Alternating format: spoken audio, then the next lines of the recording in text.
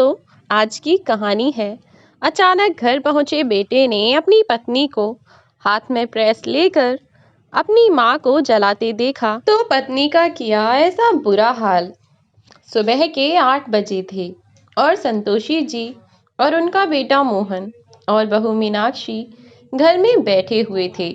दरअसल संतोषी जी का एक इकलौता बेटा मोहन ही है और उसकी अभी कुछ समय पहले ही शादी हुई है और बहू मीनाक्षी उनके घर में लक्ष्मी बनकर आई है।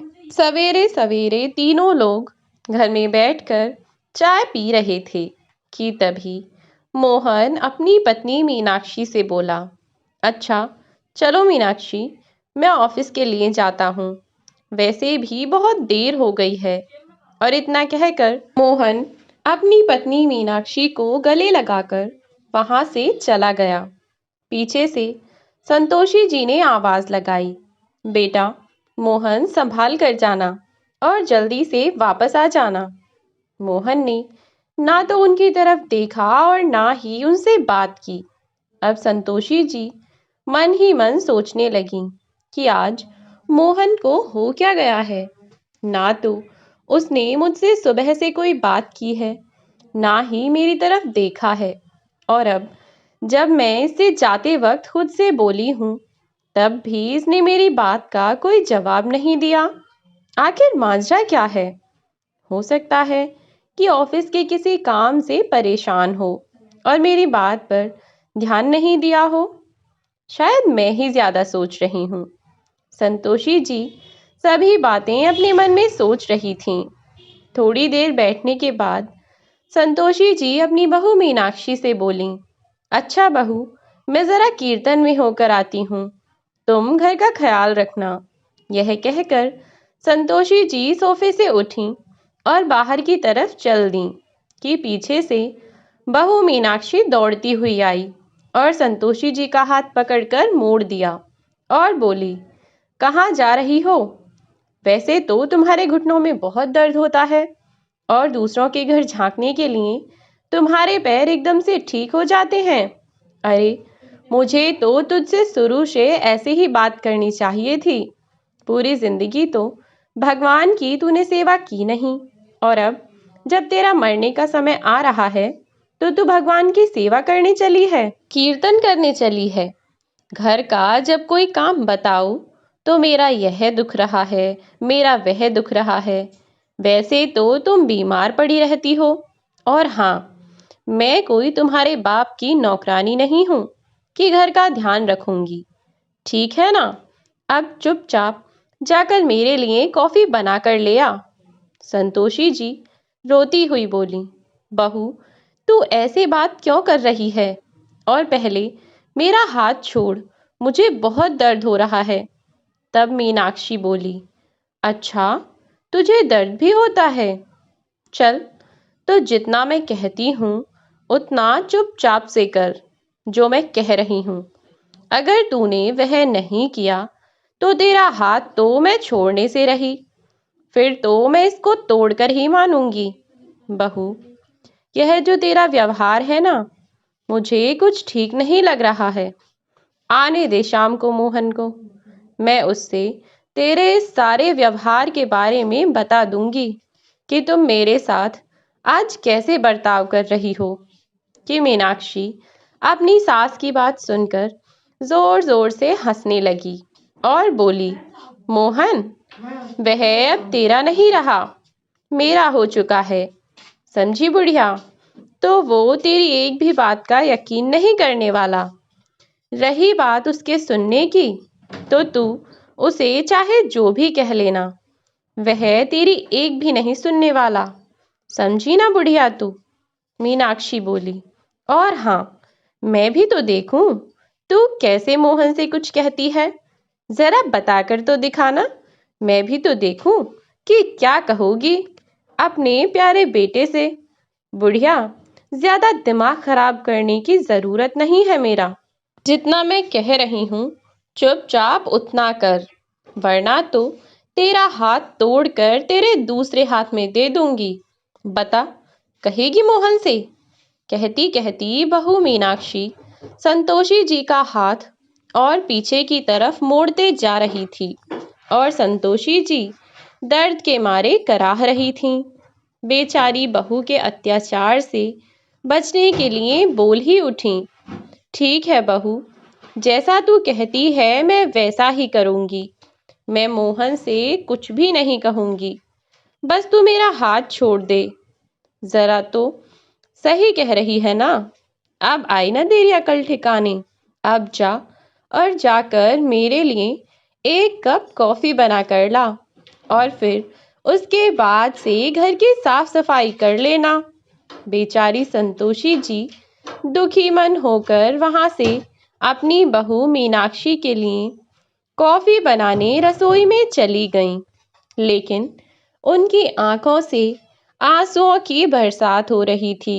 बेचारी रोती रोती अपनी बहू मीनाक्षी के लिए कॉफी बनाकर लाईं और कॉफी का मग मीनाक्षी के हाथ में देती हुई बोली, यह लो बहू कॉफी। तो मीनाक्षी ने टेढ़ा मुंह बनाकर अकड़ते हुए अंदाज में कहा, यह जो सुबह के चाय के बर्तन रखे हुए हैं, इन्हें क्या तेरा बाप साफ करेगा? जा बुढ़िया, इनको उठाकर यहाँ से ले जा और घर के सारे काम जल्दी जल्दी निपटा ले।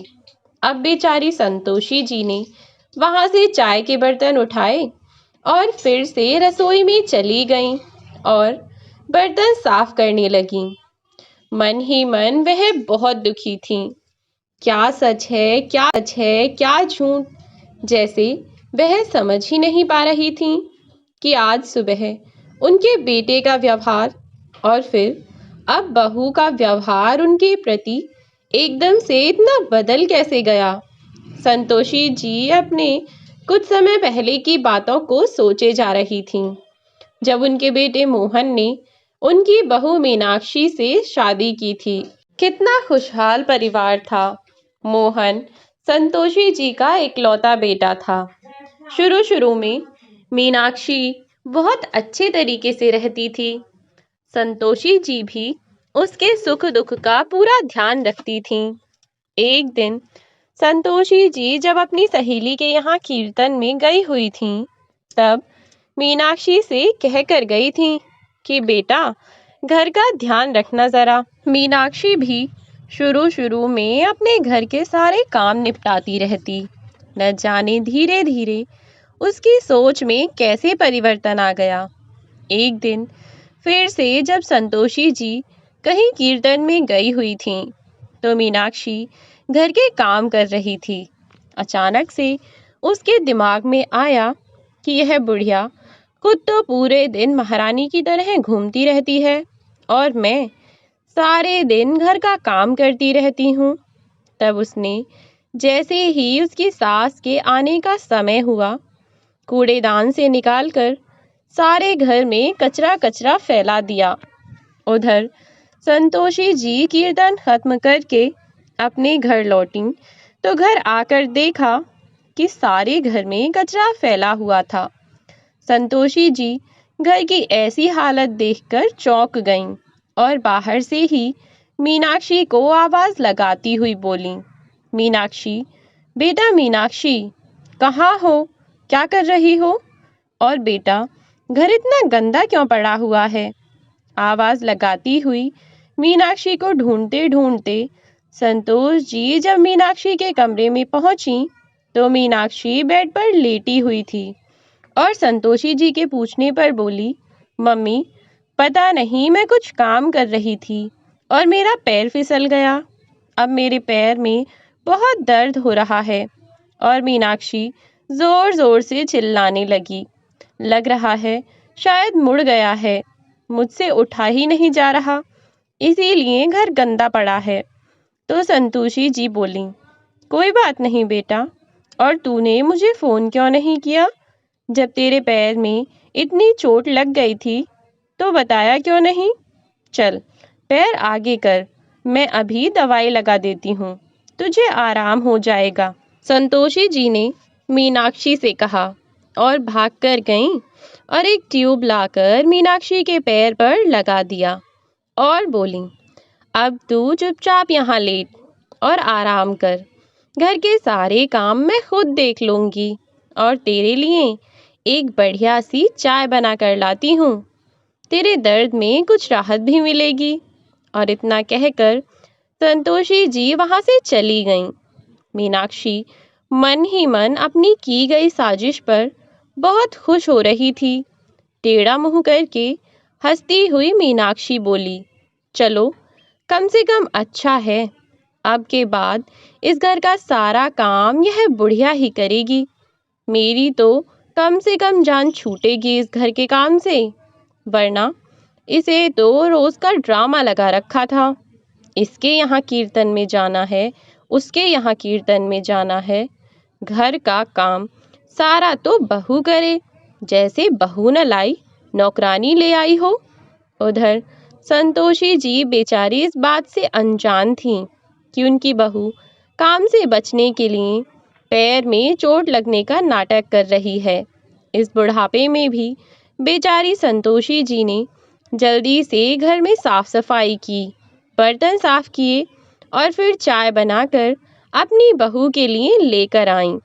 ले बहू, यह है क्या? तूने प्रसाद भी नहीं खाया? चल उठ जा, प्रसाद खा ले और चाय पी ले। मैं तेरे लिए चाय बनाकर लाई हूँ। गरम गरम चाय पिएगी तो थोड़ी सी तकलीफ कम लगेगी। वैसे तो मैंने ट्यूब लगा दिया है, दर्द में हल्का फुल्का आराम तो हो ही जाना चाहिए। पर फिर भी तू मोहन से फोन करके कह देना, मोहन तेरे लिए दवाई ले आएगा। संतोषी जी ने अपनी बहू मीनाक्षी से कहा। तब मीनाक्षी ने हाँ में सिर हिलाते हुए कहा, ठीक है माँ, मैं कह दूंगी। मेरी आंख लग गई थी, इसलिए मुझे पता नहीं चला और इसीलिए मैंने प्रसाद नहीं खाया। और माँ, मैं चाय कहाँ पीती हूँ? आप तो जानती हो मैं चाय नहीं पीती। संतोषी जी बोली, हाँ, अरे मैं तो भूल ही गई थी। अच्छा, तो बेटा तू क्या खाएगी, वह बता दे, मैं वह बना लाती हूँ। तो मीनाक्षी बोली, नहीं, कुछ नहीं खाना है। अब आप आराम कीजिए, बहुत काम कर लिया। अब मेरे पैर का दर्द भी कम है, मैं खाना बना लेती हूँ। संतोषी जी बोली, नहीं बहू, तेरे पैर में फिर से दर्द होगा, खाना मैं ही बना लेती हूँ। तब मीनाक्षी बोली, रहने दीजिए माँ, मैं बना लूँगी। आप थोड़ी देर आराम कर लीजिए, मेरे पैर का दर्द अब बिल्कुल ठीक है। तब संतोषी जी भी बोली कि ठीक है, जैसी तेरी मर्जी। संतोषी जी बेड पर लेट गईं और मीनाक्षी वहां से अपने काम करने के लिए किचन में चली गई। अब किचन में जाकर मीनाक्षी बोली, बुढ़िया, अगर मुझे अपने पति मोहन का विश्वास नहीं जीतना होता ना, तो अब से तो खाना मैं तुझसे ही बनवाया करती। यह तो मेरी मजबूरी है कि मुझे मोहन का विश्वास जीतना है। खैर, कोई बात नहीं, बस कुछ दिन और तो आराम कर ले। मैं